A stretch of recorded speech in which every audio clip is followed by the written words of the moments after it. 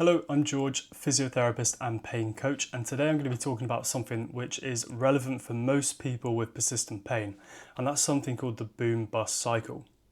So what is the boom-bust cycle? Well, you're going to see a graph on screen now which is going to talk you through the whole process.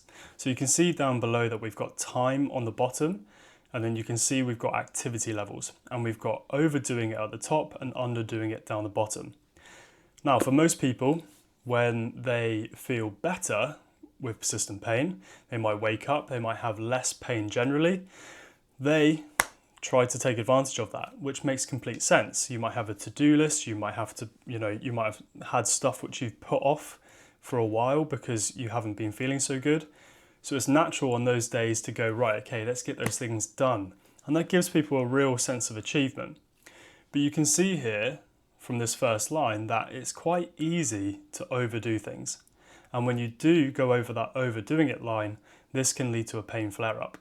When you're flaring pain up, we're going to do future videos on this. It's important to know that flare-ups are 100% part of the journey, and they don't necessarily mean that you are injuring yourself more.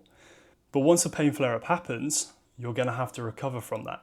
So you can see that the pain flare-up happens, but then there is a period of time where you're having to recover.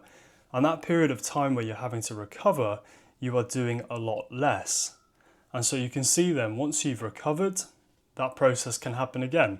And this could be over a space of a couple of days, this could be over months. I've even had people who have said, this process has been happening to me over years. And so seeing this graph can be quite useful because you can kind of go, okay, has my activity levels, have they reduced over time? And if so, have I been doing this? So you can see with every subsequent pain flare up, the recovery time takes a little bit longer. And you can see here, it dips underneath the general line of activity. And you can see that this is trending down, which means over time, you're able to do less and less. And you can also see here that the amount that it takes for you to flare up right at the end, let's say months or years down the line, is a lot lower than when you first started.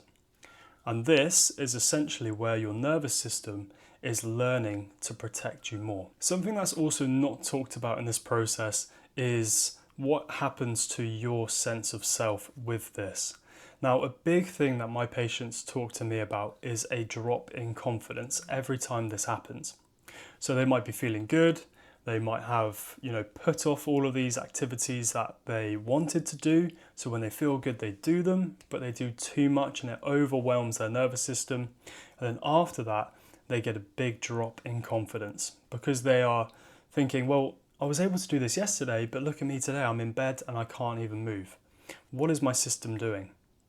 So not only are your activity levels potentially going down over time, but your confidence in your own system can reduce as well. So how do we improve this? Now, we are going to be talking on this channel about so many tools and strategies that can help, but this is the first step, and that is becoming aware. So why is awareness important? Awareness is so important because without awareness, you're just going to carry on doing the same patterns over and over and over, but expecting something to change. So the first question to you then is, reflecting on this and your experience with pain, do you have a boom-bust activity cycle?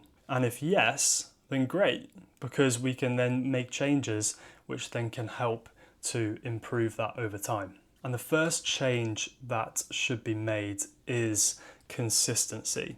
So like I said before, your nervous system craves consistency and it hates uncertainty. Your nervous system is there to protect you and to keep you safe and alive. And when you are getting periods of doing too much or then too little, there's no consistency for your nervous system to grab onto. So what that might look like is on the days when you're feeling better to actually do less. And that might be pretty hard, especially if you have, like I said, put off things over the past months because you have not been able to do them. But you need to understand that doing less in the short term will allow you to do more in the long term.